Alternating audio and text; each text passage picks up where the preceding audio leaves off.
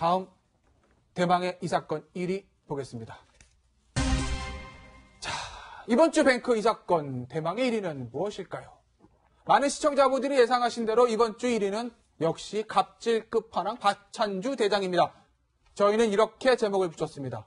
이 부부가 사는 법. 네.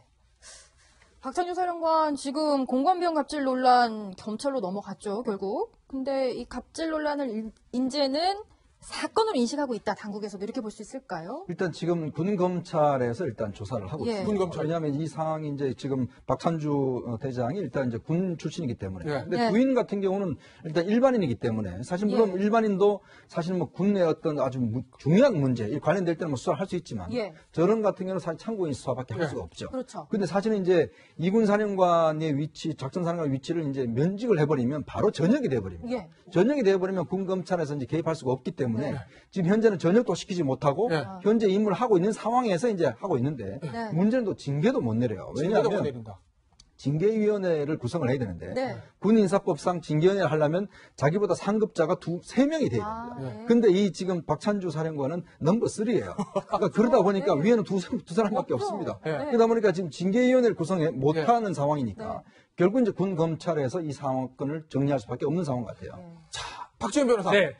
오늘 오후에 군인권센터에서 또 추가 폭로를 했는데 네, 그렇습니다. 아직까지 군인권센터의 폭로기 때문에 국방부 조사 결과 나온 건 아닌데요. 어떤 내용이 들어있습니까? 예전에 7군 단장 재임 시절 때 네. 공관- 예전 얘기죠. 예전 예, 얘기. 2013년 정도 무렵입니다. 그 당시에 공간 경계병들한테 네. 텃밭을 작물을 농사를 하라고 네. 시켰다는 적도 있고요. 네. 오리하고 닭 모이도 준다고 시켰고 네. 또 문제는 고깃집인데 고깃집이요. 테일이 있습니다. 네. 테일이 있는데 고깃집인데 거기서 회 먹고 싶다고 회 사오라 그래서 노량진수산시장에 회도 또 오기도 하고 네. 또 이제 그 박찬주 그 사령관의 부인 같은 경우는 부인이요. 요리사 출신의 어떤 병사가 요리병으로 네. 돌아섰는데 너무 요리를 못한다면서 네. 너 같은 게 요리사냐 아이고. 머리를 뽑아 교차하겠다라고 네. 했고 물 먹다가 뿌리기도 하면서 네. 어떤 그런 행동을 했다고 지금 진술이 들리고 있습니다. 박지원 변호사 예전에 네. 공판사 오래 하셨잖아요. 네. 저기 그 뭐 모이줄 오리 키우는 거 닭 키우는 거랑 농사 짓게 하는 거 그 원래 규정상 하면 안 되죠. 일단은 공간병이라는 건 분명히 있어야 되긴 네. 하는데요. 왜냐하면 부대 내에 부대 공간이 있습니다. 그럼 네. 민간인이 가서 수리하기 어렵기 때문에 시설 관리라든지 연락하는 거를 병사인, 공간병이 하긴 하는데 네. 네. 너무 그런 일들이 계속 반복되다 보니까 네. 규정에 두고 있어요. 규정해요. 농사 시키지 마라 규정이 돼 있어요. 아, 채집. 저기 예. 지금 저런 업무만 공적인 업무만 하고 예. 원래는 공간병이 있는 거는 맞는데 예. 자꾸 사적으로 자꾸 활용을 하다 보니까 예. 국방부라든지 각군 예. 본부에서 규정을 예. 만들어 가지고 예. 뭐 수렵 활동하지 말라고. 수렵 활동 맞지 않잖아요. 어패류 채취, 뭐 나물 채취, 영농 활동 같은 걸 하지 말라라고 네. 규정상에 뒀음에도 불구하고 네. 그러게요. 저런 반복되니까 둔 거거든요. 오죽 많이 했으면 규정에 하도 뒀겠어요. 그리고 병사들이 왜 네. 채취를 합니까? 나무를 캐고 그럽니까? 네. 그게 문제되니까 저런 규정을 뒀는데도 불구하고 계속적으로 반복이 됐는 게 어쩌면 이 사건이 이제 커진 계기가 되지 않을까 보입니다. 네, 자. 저희가 실제로 피해를 입었던 공관병을 용기를 냈는데요. 이 공관병의 이야기를 한번 직접 들어보시죠. 항상 그 조그만 그 1층 주방이죠. 거기서 대기를 항상 하고 있으라고 하니까 막 피곤하거나 힘들어도 거기 주방에서 이렇게 막 쪽잠 자고 이런 식으로 막 누워있다가 서로 망보아주면서 그 주방에서 쉬거나 이런 식이고 아예 그냥 거의 갇혀서 그냥 완전 단절된 채로 사령관을 위한 그거니까 따로 병사들을 위한 시설은 하나도 없단 말이에요. 그런 스트레스가 엄청 커져니까 여기 내가 지금 갇혀있던 거 여기 완전 거의 감옥이구나. 조금 큰 감옥 약간 정도는 마지막 말이 제 가슴에 와닿습니다. 여긴 완전히 감옥이구나. 가장 큰 감옥이다. 이렇게 얘기했다는데 이동희 차장. 네.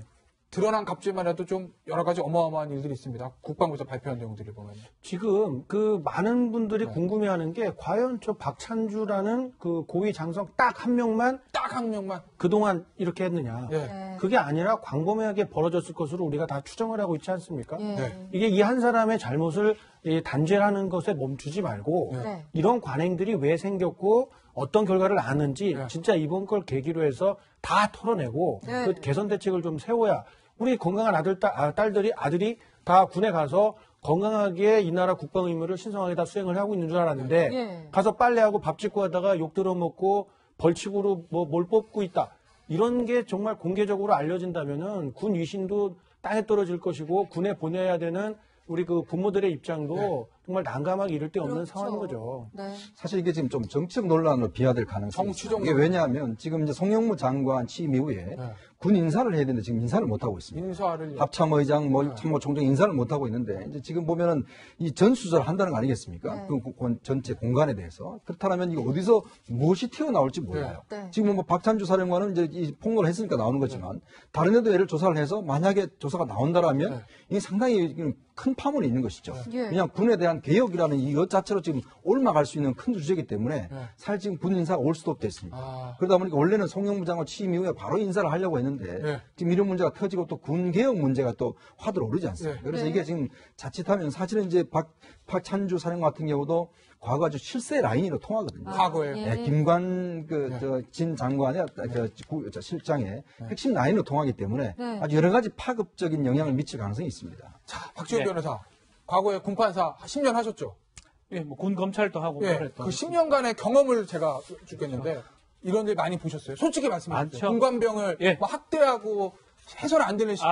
두 가지 측면입니다. 공감병은 또 공감 나름대로 예. 좋아하는 또 병사들도 있어요. 아, 그래요? 왜냐하면 좀 편하게 있다고 생각할 수가 있거든요. 네. 그런 친구들도 있고 또 예. 간혹은 공감병 자체가 나는 전투하고 훈련 받으러 왔는데 여기서 나물 뽑고 있고 요리하고 있고 네. 싫다라는 사람도 있었고 예. 그래서 저도 이제 국방부 인권과에서 근무하면서 예. 그 규정들을 계속 만들었어요. 예. 예. 절대로 공적으로는 가능하지만 예. 사적으로는 불가능하다라고 계속적으로 얘기를 했는데 예. 막 계속 예전에 뭐 멸치 장군 사건도 있었고요. 멸치 장군은 멸치 뭐예요? 말루라고 막 했다가 그건 뭐예요? 죽방 멸치를 아주 유명한 예. 고급 멸치를 잘못 말려가지고 예. 혼을 내고 막 했던 그런 그 사건을 계기로 예. 처벌을 했던 적이 있습니다. 아, 장군을. 장군을요? 예. 그 이후로는 오. 규정도 많이 바꾸고 했는데 예. 결국은 그 규정을 바꾼다 하더라도 인식이 아직 못 바뀐 것 같고요. 지금 저도 이현정 평론가님처럼 말씀처럼 이게 만약에 이 박찬주 사령관의 혼자 일이 아닐 겁니다. 아마 예. 다들 느끼고 있겠지만 예. 이거 사실 만약 더 드러나고 전수조사 한다 그러면 네. 더 많은 어떤 공감병이 지금 한 100여 명의 공감병이 네. 있거든요. 네. 그런 일이 생기지 않을까 좀 우려스럽습니다. 그러니까 이게 병원에도 입원을 하고 자살까지 하는 상황이어서 이 피해 공관병이 다른 데로 좀 가고 싶다라는 이야기를 했다고 하는데 전혀 이런 거에 대한 어떤 조치가 취해지지 않았다고 합니다. 관련한 공관병의 이야기를 한번 들어보시죠. 자기가 기분이 안 좋아요. 예를 들면 오늘 이 물이 좀 안 시원해요. 그걸로 트집 잡은 다음에 아프리에 짜증 히스테리 푸는 용도로 다 의경이 세팅을 하죠. 하나님 거 그렇게 갖다 드리면서 물건도 좀 가져가죠. 뭐 이런 식이에요. 잔심부름 같은 거는 너무 많아서 차량 정비 아니면 차량 물품 구매 저희가 해야 되는 일이 아니고 직원이 맡아서 해야 되는 일이라고 전 들었거든요. 근데 그런 거 다 의미. 주변에 이런 사람들한테도 기회될 때마다 말을 해봐도 근데 워낙에 그 장군으로 널렸다니까 경애들과 함부로 그렇게 연애를 배우기가 좀 쉽지 않은 문제라서 그래서 하루도 다 멀기 싫은데 못나면 원래 부대로 다 돌아오고 싶었는데 자, 박지원 변호사. 네. 지금 나왔던 저 얘기 중에서 이 얘기요. 하루도 더 있기 싫은데 못 나온 거예요. 이건 도대체 무슨 의미예요? 내가 거기서 너무 힘드니까 다른 곳을 좀 보내주십시오. 이걸 못 한다는 얘기예요. 이렇게 보는 게 맞는 것 같아요. 이게 사람마다 성향이 좀 다른 것 같아요. 병사들 중에도 요새 용사라고 표현하는데 네. 군 생활을 하면서 조금 저런 데서 근무하는 걸 좋아하는 친구들이 있고 네. 예. 또 거기보다는 딴 데서 하는 게 좋은 게 있는데 네. 만약 저기에서 근무하는 게 싫은데 저런 인격적 모욕을 당했다 그러면 네. 사실 하루 더 있기 싫은 거거든요. 지금 보면 뭐 나물캐라고 그러기도 하고요. 예를 들어서 뭐 그 음식 잘못했다고 해서 머리를 뭐 뽑아버린다고 하고 이런 네. 어떤 뭐 손목에 팔찌 같은 거 차기도 하고 이런 것들을 당했다고 생각했을 때는 그 병사가 이 군생활 거기서 하고 싶지 않은데 그럼에도 불구하고 최소한 사단장급 이상이라고 봐야 돼요. 공관병은 사단장한테 저 뭐 있겠습니다라고 할 수가 없다라는 걸 얘기를 한 걸로 보이고요. 네. 그리고 자기하고 안 맞는 데서 군생활을 함으로써 지금 이게 인터뷰 보면 트라우마가 생긴 병사들도 있지 않을까 이렇게 보입니다. 네. 좀 저희가 좀 본질적인 부분을 좀 짚고 넘어가려고 하는데 이 공관병의 원래 역할이 뭡니까? 공관병은 원래 같으면 계속 얘기를 드리지만 공관, 특히 사단장급 지휘관은 부대 내에 있어야 됩니다. 예. 밖에 나갈 수가 없기 때문에 예. 부대 내에 공간을 A 공간이라 그러는데 A 그 공간이라 그러는데 공간 안에 시설 관리를 누가 해야 됩니다. 네. 시설 관리. 민간인이 가서 할 수가 없거든요. 그렇죠. 군사시설 네. 구역이기 때문에. 그래서 병사들이 시설 관리를 하고 연락을 맡고 이런 것들을 주된 업무인데 그렇게 쓰지 않고 사령관이나 사단장의 부인들이나 가족들이 사적으로 이용되는 게 사실 문제였고 그걸 계속 막으려고 했지만 결국은 터진 게 지금 이 사건이 아닌가. 아니 근데 저는 이 부분이요. 공관변에 이제 업무에 대해서 정리한 걸 보면 그 밖에 공적 업무라고 되어 있는데 이 부분을 지워버리면 이런 정의, 모호한 정의에 대해서 문제가 좀 없어지지 않을까요? 어떻게 보세요? 그런 정의가 없어진다고 해서 우리나라에 지금 규정이 없어서 뭔가 잘못되고 있다. 예. 라기보다는 네. 규정이 있어도 잘 지키지 않고 자의적으로 해석하고 그런 걸 어겨도 제대로 처벌받지 않고 다 권력으로 무너뜨리고 있었던 그런 적폐들이 문제 아니겠습니까? 네. 우병우 전 수석의 아들이 그 운전병으로 뽑혔을 때 그거 특혜라고 굉장히 말들이 많았어요. 그렇죠. 그런데 또 반면에 또 이렇게 공관병 비슷한 공관병이나 당번병으로 갔을 때 또 어려움을 겪는 이런 병사들이 많다는 점도 이번에 또 새롭게 폭로가 됐고요. 근데 사실 지난 이 사건은요 이미 1년 전에 그 군 기무사 측에서 한민구 장관한테 이미 보고를 한 사건이에요. 아, 1년 전에. 그러니까 그 사건에서 한민구 장관이 불러서 구두 경고를 한 사건이에요. 구두 경고요? 그럼에도 불구하고 이게 계속됐다는 게 문제입니다. 사실은 이게 뭐 전혀 새로 나왔으면 또 문제가 아닌데 그럼 한민구 장관이 사실은 대장급 아닙니까? 대장급은 그렇죠. 장관급이거든요. 그러면 그 사람한테 직접 불러서 당신 부인 뭐 문제가 요즘 많이 나온다. 조심해라. 이야기를 했으면 당연히 개선이 돼야 되는 불구하고 전혀 개선이 된 게 없단 말이죠. 본인은 군기를 잡는데 군기가 빠졌던 거네요. 그러니까 이게 뭐냐면 결국은 이 사람이 한민구 장관 뭐 나한테 이야기해봤자 소용없다. 나는 결국 실세가 있다 뒤에 뭐 이런 식으로 생각한 것이 아닌가. 왜냐하면 사실은 뭐 그때 당시에 군 인사권 자체가 그 당시에 나왔던 이야기를 보면 김관진 안보실장이 거의 뭐 좌지우지했다는 이야기도 있잖아요. 네. 근데 그러면서 보면 결국은 이게 군령권 자체가 잘 먹혀지지 않는 것 아닌가. 결국 이미 상황 자체가 이미 예고됐음에도 불구하고 아무도 손을 못 쓴 것이 아닌가. 이제 그런 문제가 나오는 거죠. 자, 박지원 변호사. 전 군 검찰과 군 판사 입장에서 한민구 죄송합니다. 이 박찬주 전 대장하고 부인 어떤 처벌 받을 수 있어요? 8일날 부인을 참고 조사를 받고요. 근데 부인 같은 경우는 민간 법원에 관할이 있기 때문에 군 검찰 조사하기는 좀 어렵고 참문권 조사를 합니다. 참문권 조사는 박찬주 대장의 피의 사실이 있는지 없는지 확인하기 위해서 하는 건데 박찬주 사령 같은 경우는 곧 전역을 할 걸로 보입니다. 곧 전역을 한다. 전역을 하게 되면 이거는 관할권 자체가 민간으로 넘어가 버립니다. 그래서 군 검찰에서는 조사하기는 좀 어려운 상황이고 만약에 영장을 낸다고 모르겠죠. 영장을 안 낸다고 가정했을 때는 밖에 가서 조사를 받게 되고 결국 폭행죄나 협박죄 내지 강요죄가 되는데요. 주로 이제 부인이 처벌받을 가능성이 높고요. 만약 박찬주 대장이 알았음에도 불구하고 미필적으로 뭐 묵인을 했거나 이러면 처벌받을 가능성이 있어 보입니다. 네.